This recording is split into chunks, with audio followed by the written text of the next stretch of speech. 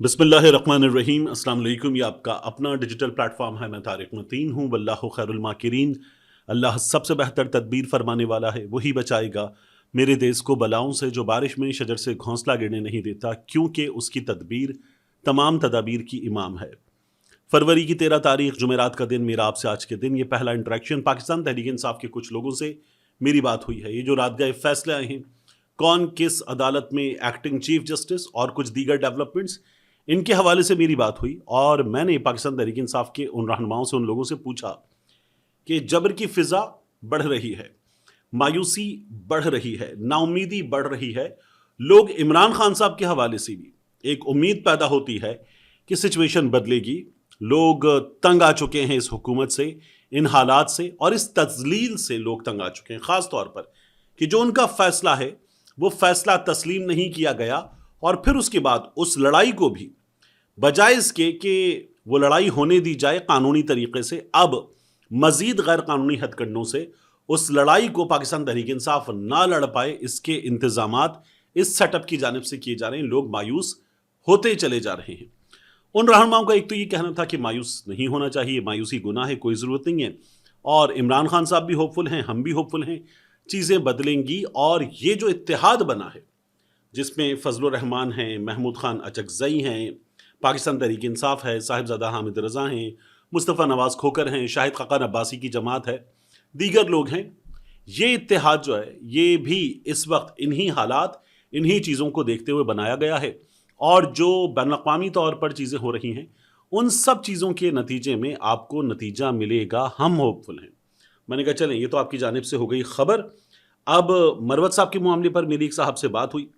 उन्होंने क्या कहा है, ये बड़ा इंपॉर्टेंट है। शेर अफजल मरवत के मामले पर ये मैं आगे जाकर आपके सामने रखूंगा। लेकिन आप देखिए कि हमारे सामने रात गए फैसले आए, बड़े अचानक फैसले आए रात को 1:30 से। जो आमिर फारूक साहब की जानिब से जज साहिबान की तरफ से रिप्रेजेंटेशन दी गई थी, वो जब मुस्तरद कर दी गई और सरफराज डोगर साहब ये होंगे सीनियर प्यूनी जज, ये पक्का मोहर लगा दी गई, तो फिर उसके बाद ये हमारे सामने फैसले आए हैं। इस्लामाबाद हाई कोर्ट, सरफराज डोगर साहब सीनियर प्यूनी जज बना दिए गए सीनियरिटी लिस्ट में, वो होंगे एक्टिंग चीफ जस्टिस। सदर पाकिस्तान की तरफ से इस सिलसिले में कागज आ गया। सिंध हाई कोर्ट, यहां जुनेद गफ्फार साहब सीनियर प्यूनी जज, इनके नाम के साथ नहीं, सिर्फ जज, ये होंगे एक्टिंग चीफ जस्टिस। हमारे सामने कागज आ गया। पंजाब में वैसे ही पहले से मौजूद हैं आलिया नीलम साहिबा। पंजाब से आगे बढ़ते हैं, खैबर पख्तूनख्वा, यहाँ पेशावर हाई कोर्ट में अतीक शाह साहब होंगे जज। ये सीनियर प्यूनी जज नहीं है। जो सीनियर प्यूनी जज हैं उनके साथ मामला क्या है, ये भी मैं आपको अभी बता देता हूँ।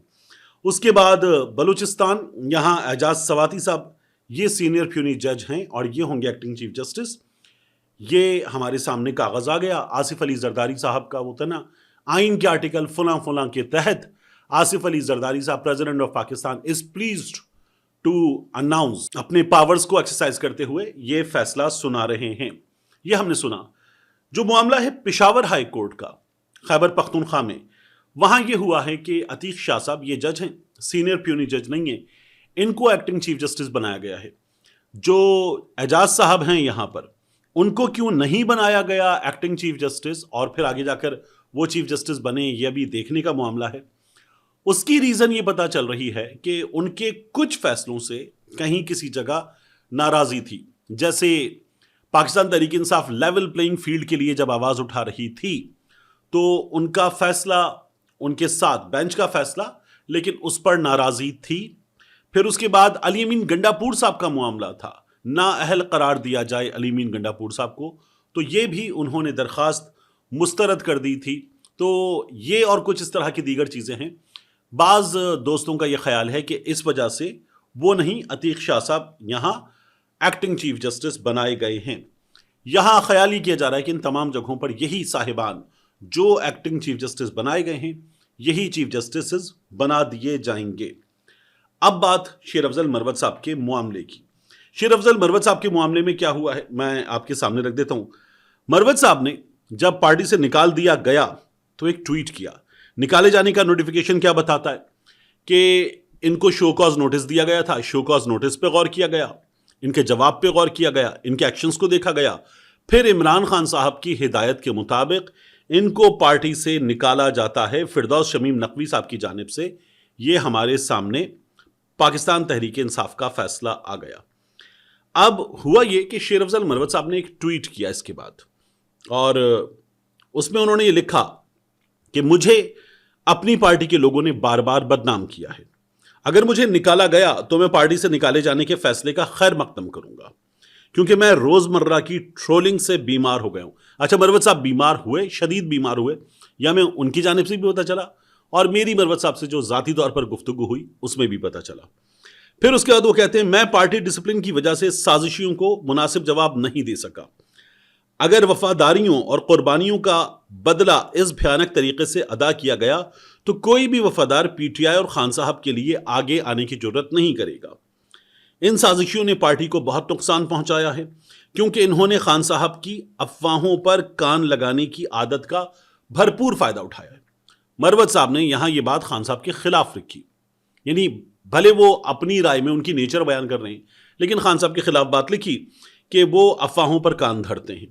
پھر آگے لکھا میں اللہ کا شکر ادا کرتا ہوں کہ میں نے خان صاحب کو نہیں چھوڑا, لیکن آج اگر وہ مجھے چھوڑ گئے تو میں پھر بھی ان کے پاس نہیں جاؤں گا, میں خان صاحب کے پاس نہیں جاؤں گا. اور وہ کہتے ہیں کہ آج ہی ختم کریں, مجھے ان سازشیوں کا کھل کر مقابلہ کرنا ہے, جس میں خاتون سازشی بھی شامل ہے. اس پہ بڑی بات ہو رہی ہے کہ یہ کون ہے. یہ میں نے پاکستان تحریک انصاف کے صاحب سے پوچھا, انہوں نے کہا کہ مجھے یہ لگتا ہے, ان صاحب کو یہ لگتا ہے کہ یہ مشال یوسفزئی صاحبہ کی بات ہو رہی ہے. پھر آگے مروت صاحب کہتے ہیں کہ یقین رکھیں میں دکھاؤں گا کہ آپ نے خان صاحب اور پارٹی کے ساتھ کیا کیا ہے. میرے پاس پاکستانیوں کے لیے بہت سی کہی انکہی کہانیاں ہیں. میں خان صاحب کی ہمیشہ عزت کروں گا اور وہ ہمیشہ میرے لیڈر رہیں گے. اب سے پارٹی ڈسپلن کو اپنی جیب میں رکھے. وہ ہوتا ہے نا to hell with party discipline. یہ مروت صاحب نے بات کی ٹویٹر پہ, اور اس میں یہ بتایا کہ خان صاحب میرے لیڈر ہیں اور ہمیشہ رہیں گے. پھر مروت صاحب نے اس کو ڈیلیٹ کر دیا.